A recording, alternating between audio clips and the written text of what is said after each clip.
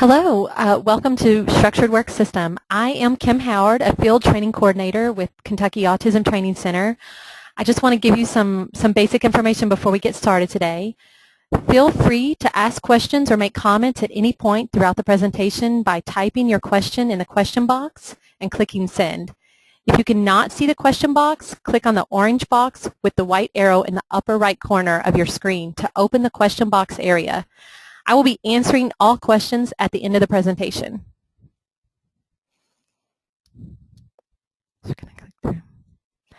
So today, our learning objective, hopefully you will leave with an understanding of the components of what work systems are. You'll be exposed to different types of work systems, and you will also leave with an understanding of how to create your own work system in the home or school environment. So we know that learners with autism are visual learners, and that's what I like about structured work systems is that they make a great addition to visual supports. They are the ultimate way to structure learning for those students who need that additional support in the classroom environment. So what is a structured work system?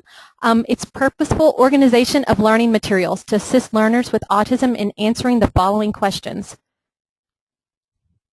What am I supposed to do? How much work am I supposed to do? How will I know when I am finished? And what will I do next? And if we think about it, these are questions that we kind of know our own selves. When we are learning materials, we are able to judge, what am I supposed to do here most of the times? And if not, we are able to ask questions to get that support. How much work am I supposed to do?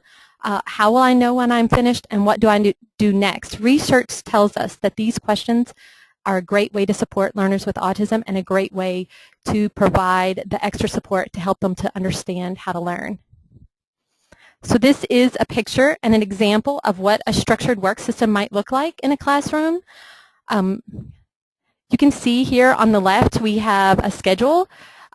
Since a structured work system is a visual support, it's important that you already have a schedule in place to send that your participant or your learner to the structured work system. In the front, this is set up kind of left to right. In the front, you see the baskets, and these are the teaching materials. And down here, you have a finished basket. And so that is just one example of what it might look like. But we'll talk a little bit more about the components in a little bit. First, before we implement what a structured work system, what you need to know before you start. You need to know some things about your learner. We need to kind of do an assessment of what they already know and what their skill level is before we start. And this is the area to where teachers and parents tend to, things fall apart at this point. If we don't know in advance, is our child able to match colors, shapes, or numbers? What is their reading level? Are they able to read? Or maybe they're not at that point yet. How do they transition from one environment to the next? What is their level of support? Do they need an adult with them at every step? Or are they at the point to where they are able to do things a little more independently? Step 2 would be determine whether you need a portable or stationary work system. So if you have a student who is going from classroom to classroom, then you might need a work system that would travel with them. And we'll look at some examples of those later. If you have a student who's primarily in one setting or going to very few settings, then they might need a stationary work system, and it would probably look more like the picture that we saw just a minute ago.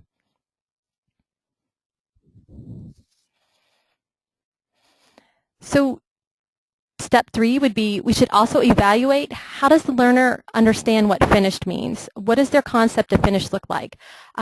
My students, we put things into a basket at the end. Or for learners who are transitioning from classroom to classroom, it might be moving their paper or whatever work it was they were doing to the right side of the folder that just says finished. So we need to know these things before we get started. Maybe they're going to match visual symbols, and when all the matching symbols are gone, then they know that they are done.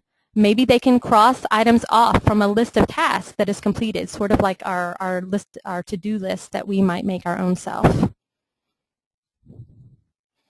So this is a left to right work system. It's important before you start with your child that you think about what kind of work system is going to fit into your space and what kind of work system is going to be best for that student. On a left to right work system, it's going to be set up with, on the left side, you're going to have a shelf of some kind. I've seen a table work really well here, some sort of large piece of furniture that's going to use to place your baskets on. And then pretty much we're seeing that most of these start out with 1, 2, or 3 baskets here. You would determine how many baskets this would be. That would be up to you. But in a left to right work system, you're going to put your baskets on the left, your desk or your table is going to be in the middle, and on the right, see my arrow? On the right side, you see the purple basket, and that is our finished basket. So they're going to pick up the item from the left shelf, they're going to bring it to the table, and they're going to complete that task, and they're going to put it in the basket. When you're looking at choosing the right work system, you need to know what kind of work is going to go into it. For some learners, they are only going to be independent at like a shoebox task at this point, items that are larger, puzzles, bulkier items. So that's going to affect what size of a finished basket that you're going to want to have. This is a matching work system. And in a matching work system, I think is a great place to incorporate a learner's interest. So if you are a student who's using this kind of work system, you would need to be able to match the picture from the desk. You're going to pull off the first picture in the item, and you're going to bring it over here to the shelf, and you're going to find it and match it to that picture, and then bring your work basket to the table. When you bring your work basket to the table, you're going to complete the task independently. These are independent work systems, so this should only be work that you're able to do independently. Then you're going to put those items in a basket that we can't see here that's placed on the right side. This is a great place to incorporate the learner's interest. So if you had a student who liked, it looks like dinosaurs, this might be Buzz Lightyear and Woody. It looks like a little bit from Toy Story here, some characters from Toy Story. So you might be incorporating their interest by these would be the items that they are matching. If you had students who like Thomas the Train, this is a great way to incorporate those interests so that the work system is a positive place to come to.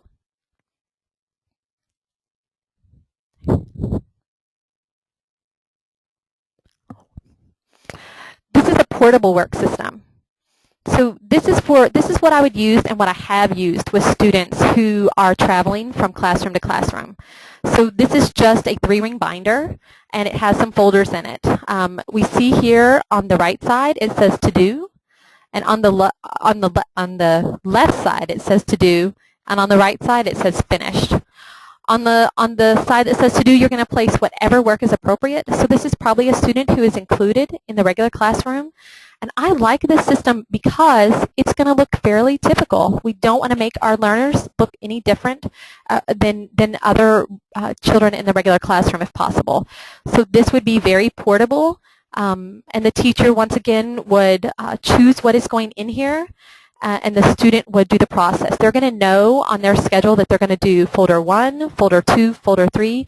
I've seen this be used in a variety of regular classroom settings and be quite successful for students who were included before. They were in the regular classroom, but they were just there. They didn't necessarily have a purpose or a task while they were there. They weren't. They were in the classroom, but they weren't necessarily doing the same work as the other students, or they could have done the same work, but they didn't understand. They didn't understand those 4 questions at the beginning, and so this is a great way to be able to take that to the regular classroom and to be able to allow those students the opportunity to participate. And what I like to do when I had a student who was going out to the regular classroom and was using a structured work system in the regular classroom was I worked with my regular education teacher, and we tried to find items that were very similar to what the rest of the class was doing, or items that were at least on the same topic, so that we were hitting the same topic as those in the regular classroom. And that way it looked the same, and it gave them a sense of purpose, and it was a great way to include those students in the regular classroom. What do I need to implement a structured work system? So you need some sort of table to place your baskets on or your work if this is going to be a more stationary work system. you need some sort of items, some sort of like a shelf, I think is our next. So we have a shelf here or a basket system. Some of the pictures that I'm going to show in a minute show like a 3-drawer plastic cart. So each plastic drawer is a separate work system, basket or work item in there. Or it might be a 3-ring binder if you have a student who's going to travel to the regular classroom. And this is like a file drop-in box. And I've also seen this be used in the regular classroom or for a student who's about to transition to the regular classroom. So he's on a more paperwork or also doing like file folders. He's not doing the same task that might require a big bulky shelf to be put on. Other things that you might need for a structured work system is some type of basket system. Whatever you have around may work. Some people like to color code and each student has their own color. Some people like to coordinate or maybe pick their student's favorite color. Some people, you just use whatever you can find, and I don't think there's necessarily a right or wrong answer as long as it's functional for you and your students. Also, like file folders are pretty functional to go in and out, or some sort of like a Trapper Keeper type pocket folders. So how do I implement a workstation? This is really the part to where it gets important. So you've built your workstation, you've set it up, you know what your learner is able to do. You know that they are able to either read or match, or you're just going to do the 3 baskets. You have gone through all of those steps to assure, and this is the point to where you know that the work put in here into the work system is items that it's not a new item. This is an independent workstation. This is a workstation with the hope that for learners that maybe they are able to complete some work and they are able to complete some task, but they frequently maybe get up and roam away from the work area. So this is a way to kind of structure that. So the first important thing to note is that any work going in here at this point should only be independent work. It should be items that they can do totally on their own right now. So I found this really nice little handout at this alljoininblogspot.com, and I really liked it because it took you through the exact steps, and I decided I could not make one that was any better than theirs. So this is a workstation, and this is a left to right workstation, and it's kind of generic in that it doesn't necessarily show a matching system or show a different kind of system like that. You are just moving from the left. Each of these little colored objects represent a basket, and then you can see the table. So step 1, you're just putting all of the activities on the left side of the student. They're usually on a shelf, or this might be a table. And then you can choose your other system if you're going to match color to number, if you're going to match picture, or if you're just going to skip that step and just have the student simply pick any basket off the left side and place it on the table. So then step 2, they are going to match to the top square to the tray, the appropriate corresponding tray, and they're going to pull that item onto the table. And we see here they have a bead task. They're going to complete that task. And they're going to put it into onto the floor. There would be a box there or a basket, something that says finished on it. I've had students that like to play with the basket, and the basket was a distraction. I had a little fellow that we had a laundry basket, and he would climb into the laundry basket. He would just put himself in the finished box quite happily. So if you have that happen, if a box or a basket is not going to be successful for you, what I would do is, what I did was I took actual duct tape and taped a square on the floor and put a finish symbol, like a Mayor Johnson finish symbol on the floor. And he knew it was much less reinforcing to sit in the floor without the whole basket there. So he would just place his finished work into the square that said finished, and we just kind of did away with the basket. And that's also another way if you are lacking in space for a larger stationary workstation, also a way that you can kind of save a little bit. So then you're going to repeat process 2. You're going to pick another you're going to pick another color, and you're going to match that to the basket. And they're going to do this the whole way down. So they're going to pick another color, they're going to move that item to the table, they're going to complete the task, and then they're going to place it on the right side where it's finished at. And they're going to complete the whole process all the way down. Step 2, the green basket, move it to the table until it's finished. And how it works is that when they get to the end, and there's only one item left on their schedule, this is sort of a little mini schedule here, and all of the items on the right side are finished, and the only thing left is the final schedule card, and this is going to direct them to their next activity, which in my experience needs to be something very positive, especially in the beginning. This is going to be something that's rewarding. My kids knew our deal was that when I completed workstation, I got a break. Maybe it said they had a choice board. Maybe it directed them to a choice board and said, you know, choice on it. Maybe it directed them to a preferred activity that they had already chosen before we started. It might have been like a little first then symbol that said, you know, first workstation and then iPad. That's kind of how it worked in our classroom. And also, as I'm standing in here, when I'm first beginning a workstation, I am not necessarily talking to my student. I'm just going to simply stand behind them, and I'm going to put, you know, workstation on their schedule. They're going to check schedule, get their workstation card. I'm going to kind of prompt them to the workstation area by physically guiding them there if necessary. I'm going to, they're going to hopefully sit down on their own or stand. I had some students who stood and they did not sit in workstation. They would come to that point, and then when they got there in the beginning, what I did was I wanted errorless learning at this point. So the first few times I totally prompted the whole way through. I didn't necessarily speak because I did not want to, it's easier to fade a physical prompt than a voice prompt. So I wanted to be able to fade myself away because my goal was that this was going to be a place to work at that my students could come, that I wouldn't have to be with them every step of the way. This would be a place to where I could send a student to practice items that he already knew, and that would maybe free up a classroom assistant to work with another child. That's how we use structured workstation. That's the way that we did it. So in the very beginning, I physically prompted through every step that you're seeing here.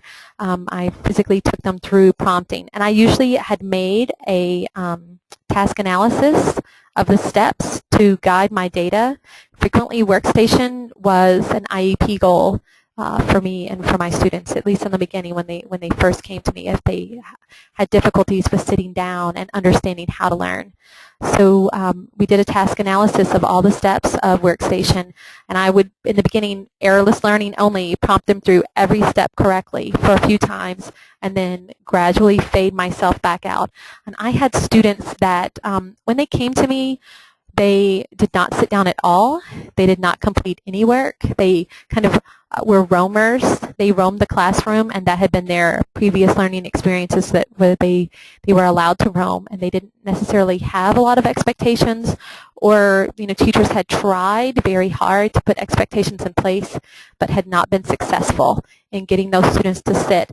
And I had a student who, when we first started workstation, his estimated amount of time that he would stay with you was about 1 minute. We knew that when he sat down with us, we had about a minute to teach whatever it was that we needed to teach, and he was gone. If he was gone. If we kept him longer than that minute, then he would become very upset. And I saw him go from that 1 minute to successfully independently working in a workstation for probably about 25 minutes within about 6 months. It wasn't an instant fix. It wasn't my magic wand answer, but it was an awesome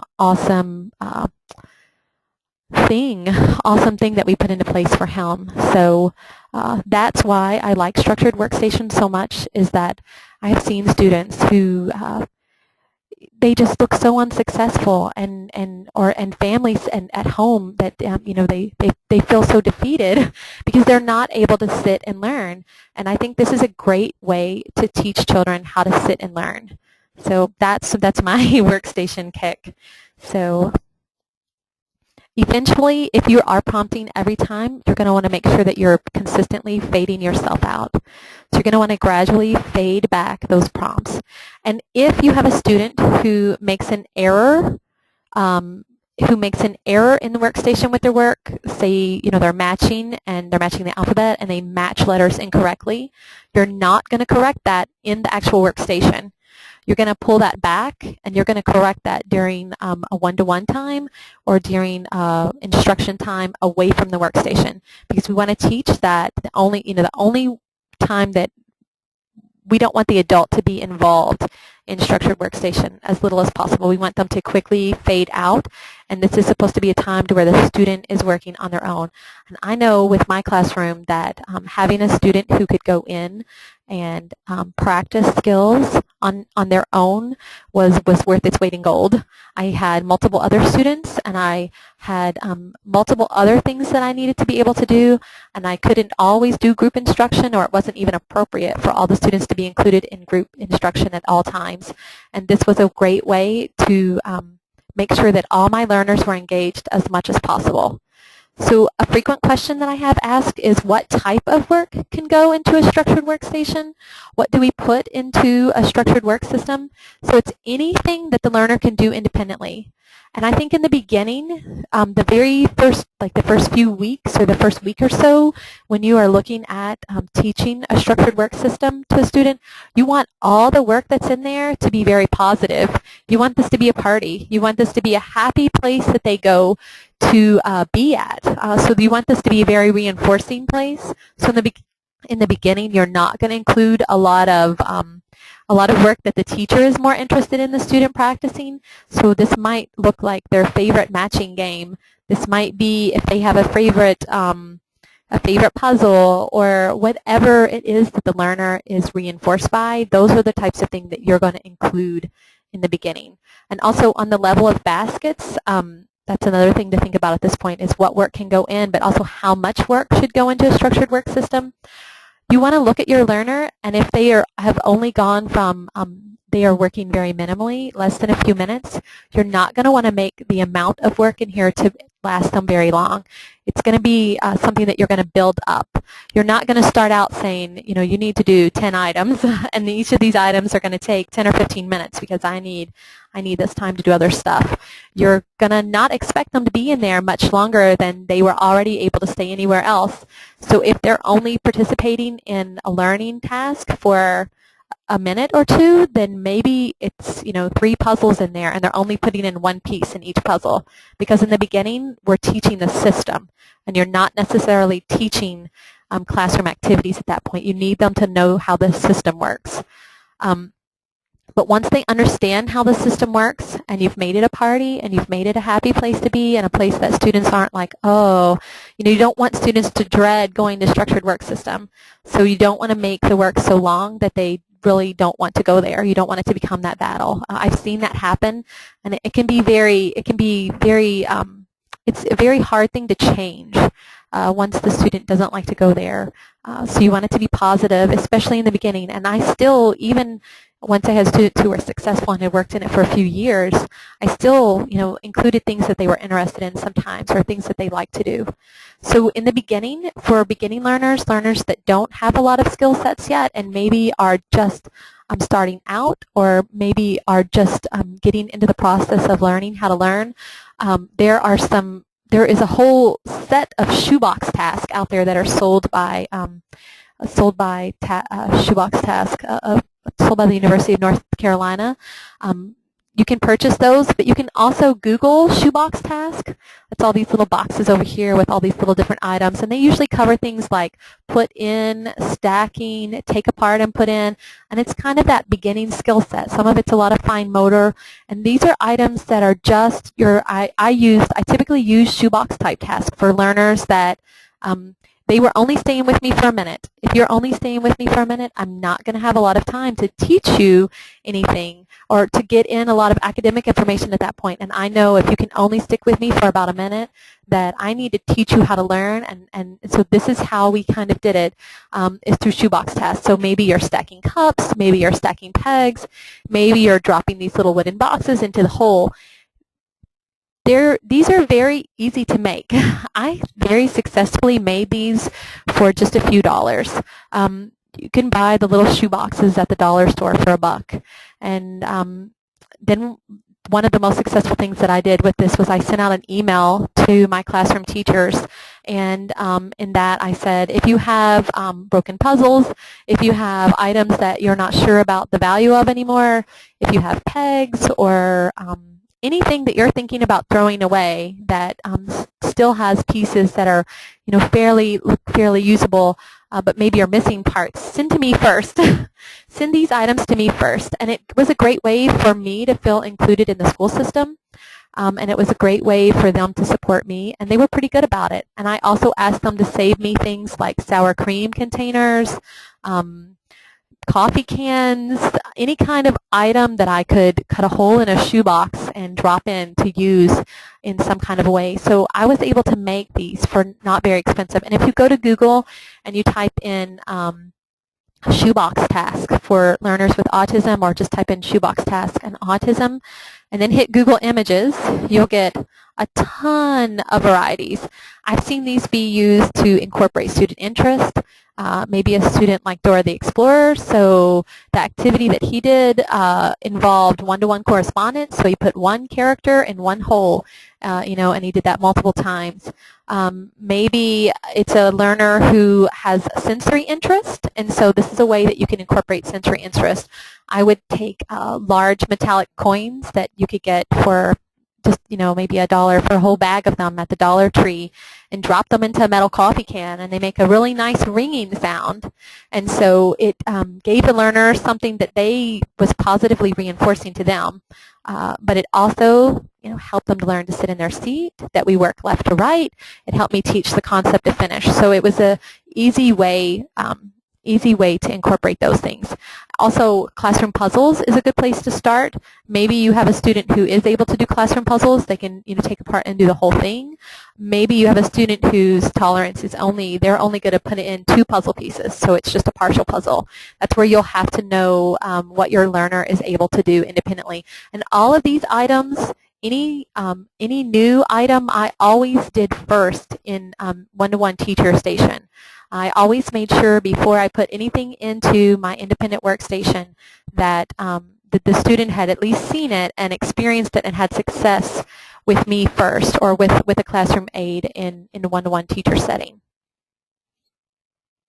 Oh, did I skip? Yeah, I skipped one. So what other type of work can go into a structured workstation? Once you have a student who has a little more skill set and they've moved beyond like shoebox task or puzzle type items, I frequently went to file folder games, file folder type items, maybe a matching Christmas tree match here, and we've got kind of these are just little puzzle pieces that have been cut in half, and so they're matching the missing piece. So you've got the sharpened end of the pencil and you've got the eraser end, so they're just going to match the items together, what goes together. These are something that you can also find out pretty easily out there in the world of the internet. There's a lot of places that sell these, but you can also find quite a bit of free items out there. This can be anything, anything that the student can do independently. So this is a great place to incorporate student interest, or if you're teaching concepts, frequently alphabet, matching alphabet, numbers. In the home environment, this might be matching pictures of family members. This might be matching items that you would find at home. None of those are the wrong answer. And that's what I like about structured work system, is that you get to control what goes in it. So it gives the teacher a great deal of flexibility. Once the student's able to do something, it gives you a great deal of flexibility to go back and practice skills or reinforce skills that the student has learned. Oh, I'm skipping ahead here. So what other type of work might we find in a structured work system? I think it's important to note one of the things that I see is teachers frequently don't include academic work in there. It's a lot of busy work, and then that's one of the things people kind of say, oh, structured work system, and they're not as interested in it because they see it as a time that can waste the student's time. And I definitely don't want to waste students' time, and I think it's really important that we use every minute of the day that we can. with students. So this is a number matching, and well, actually this is putting numbers in order. So he is putting the numbers back in order, 1 through 19, and this is just counting pennies. All of these are right in a structured work system. There isn't a wrong answer for academic work as long as it's something that the student is able to do independently in this setting, in an independent workstation. Oh, I'm skipping ahead. For some reason, it doesn't want to. So frequent pitfalls to avoid. One of the things that teachers tell me, I tried a structured workstation and it didn't work. Teachers don't always understand the needs of learners. They forget that learners, maybe they're not able to match as well as the teacher thought, so they put items in there that are matching, or their system is set up on matching, and the student isn't as good as that as what the adult thought. Another pitfall that I see is sometimes teachers only have children work in structured work system. They're like, oh yeah, we've got it down, and they're working in structured work system all day long. And that's not what it's meant to be, because you're only working on independent there, which is a great skill. We definitely need to work on independent skills, but you also need to work in group setting. You also need to work on academic setting, and a structured work system, in an independent structured work system, is only for work you can do alone. So hopefully you're not only working in a structured work system all day long. Also, having too many distractions inside or around the structured work system. I had a teacher who had asked me to help her set one up for a student, and we went in, and I had talked to her about it, and she had set one up, and she called me, and it wasn't working like she thought it would. It had not been as successful as what they thought it would be. And so when I went to her classroom and looked, she had set the structured work system up, and it was in the back of the classroom, which was not a bad place for it, but it was right next to a window that looked out on the playground. And so when her student got there, she could see the kids playing on the playground, and so she would get upset because she wanted to go outside. And so it was constantly sending her back there and letting her see the kids outside, and it wasn't her time for recess. So it was too distracting. So we had to move it, and when we moved it a little bit away from that window to where she wasn't facing outside and looking out the window, it made it much better. Some people incorporate interest in here at this point. Maybe you have a student who likes a singer, and so they put a little poster up of a singer inside of a workstation. Maybe they like Dora, so there's some little Dora the Explorers in the workstation. I don't think any of that is wrong. I think as long as your student or your child is able to work still, even with those posters up, I don't think it's wrong, and it's a great way to incorporate interest. We just have to be careful about not having too many distractions. So I just wanted to make sure that I answered this before.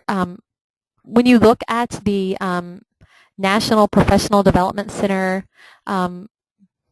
NPDC, for autism, structured work system is no longer listed as a current evidence-based practice. And when I know it was there a few years ago. I know it was there like last year, and they updated. And so I just wanted to talk about that and make sure that way if people, cause I liked it and I still like it because it's an evidence-based practice. But the reason why it was taken out of their listing was that they made the restrictions, they made their evidence-based practices, the level of quality of the research had to be at a slightly higher level, and what it came down to was that they didn't have enough research articles about structured work systems to qualify any longer. So that's kind of what happened there. So we know that it's still a great and effective practice to put into place for kids, but it doesn't quite make the stringent standards for evidence-based practices for NPDC anymore. So that's kind of where it went. So also before we answer questions, I wanted to talk about why structured work systems are useful. So we know that children with autism frequently need high levels of support throughout their day in addressing tasks independently. We know that the reasons why I went to structured work system was that I had students who needed a one-to-one aid, or parents at home that their child needed them with them constantly, and they were not able to walk away safely and leave them to kind of do things on their own. And so I put structured work systems into place that for students that were not able to do things on their own independently. So that's when I went to structured work system. Also, it's a great way to help students practice mastered tasks. So it's a great way to practice skills that students they're able to do independently, but we still need to keep those skills set up to date, and they still need to have frequent practice with that. So it's a great place to put those into place. Also, it gives students a time to be on their own and to work without interference. And some students really prefer that. They're very much reinforced. They're very much reinforced by not having a teacher or an adult in their face all the time. So a structured work system gives them the ability to kind of be able to be on their own for a few minutes, and that's worth its weight in gold sometimes. And it also gives them a sense of accomplishment. I've had students that are so proud that they are able to work on their own, and they are very proud of the fact that they were able to complete items on their own, and they are very reinforced by the last card that says, choice board or whatever that iPad, that reinforcing item was. It's also a great way to, can be used in a variety of situations. At home, it can help keep a child engaged. For a parent who needs a few minutes to get supper started, then they have set up a work system at home, and maybe their child is practicing skills that they have learned at school. Maybe they've put play activities in their structured workstation, but it gives that parent a few minutes to be able to walk away and know that their child is actively engaged in something positive. Also, it's great. The next webinar that we'll do will look at including more academics in a structured work setting. And so that's what's great about this, is that once you know the system and the routine, that it can be used in a variety of settings. So for my students, we did alternate portfolio, and which is very hard. And if you work in an FMD type classroom or a setting with students on alternate, you'll know how exhausting and how significant that test can be for students with significant disabilities. And so I did a teacher workstation, and it was set up on the same principles as my independent structured work system. And my students knew the routine. So I was able to complete alternate portfolio through my teacher workstation that was structured and set up just like my independent. So I always started out by teaching my students an independent work system first. And then next time, our next webinar in December, we'll be looking at increasing more academics into a structured work system. So we'll talk a little bit more about that then. But I think that's it. So we'll look at any questions that we have. I don't know if anybody has any questions, but thank you guys for tuning in today.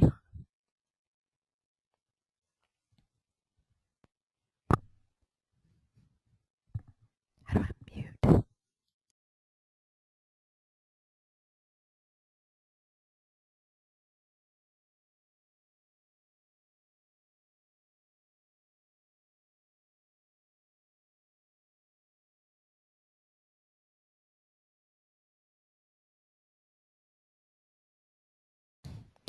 Okay, we have a question that says, I have a student that can only work in a one-on-one situation when the rest of my class is in whole group. Is it okay to work in the independent workstation, structured workstation, and then eventually wean them away to make them work at a small group and then a whole group? So if I'm understanding the question right, so the student is not able to participate in whole group.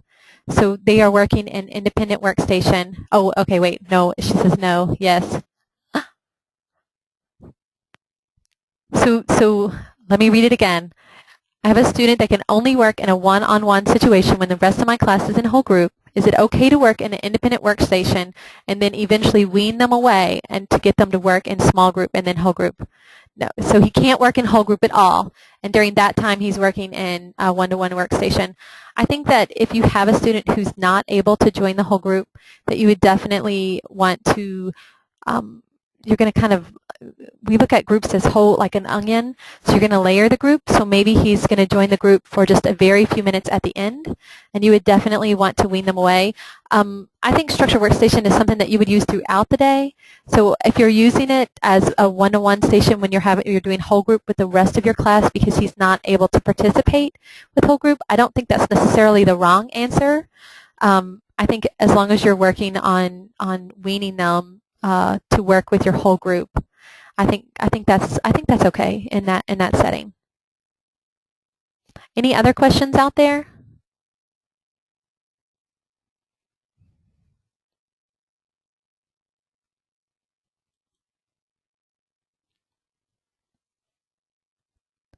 So I have another question that says, what is your opinion on using structured work system with young adults on the spectrum? I think that structured work systems can be great for young adults. I think that it can be very successful in teaching them vocational tasks. There are some great examples of vocational tasks out there for young adults. So I think that's a great idea. I think it makes a lot of sense, especially if you're transitioning them out to the world of work. There are a lot of jobs and a lot of tasks that are kind of sequenced and could be put easily into a structured work system. So it's a great way to give them an opportunity to increase vocational skills. So yes, or even self-care skills. That increases. So I have another question that says, what would you suggest for a student that increases aggression while in the workstation? So I've had that experience. If I have a student who becomes aggressive when they are in workstation, the first things that I would do is I would look at the work that's in the workstation, and I would make sure that that the work is actually something that they are able to do, and it's something they are able to do independently. And then I would look at the reinforcement. What is going to reinforce them to want to be there? What is going to reinforce them for getting done and completing that work? And maybe I would shorten the amount of task. I would definitely look at shorten the amount of task. If all those other answers are yes, those are in place, then I would shorten the amount of work that's expected in it and pair it with a greater reinforcer. I can't see. Oh.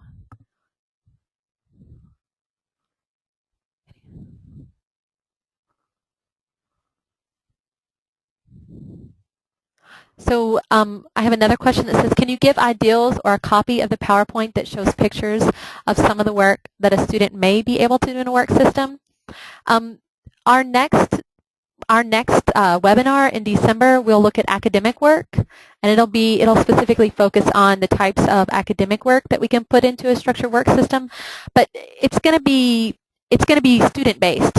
There's no broad answer for that. It's going to be based on what your student is able to do. You can do anything in a work system. I had a student who was extremely gifted, and he did 10th grade science, even though he was in the 2nd grade. He did 10th grade science in his structured work system. And it was something he could do independently, and he didn't need me for, but he needed the support of a structured work system.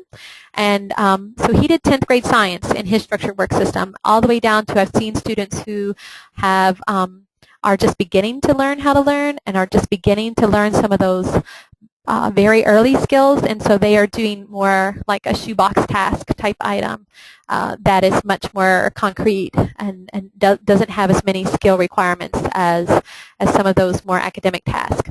So I don't think there's a right or wrong answer there. I think that the work in a work system should be completely based upon your student's ability and your student's need. Are there any more questions out there?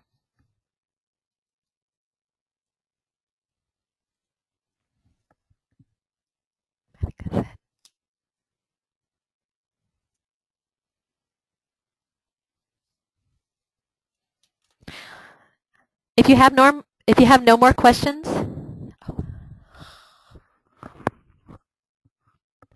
all right, guys, I think that we are done. I'm not seeing any more questions.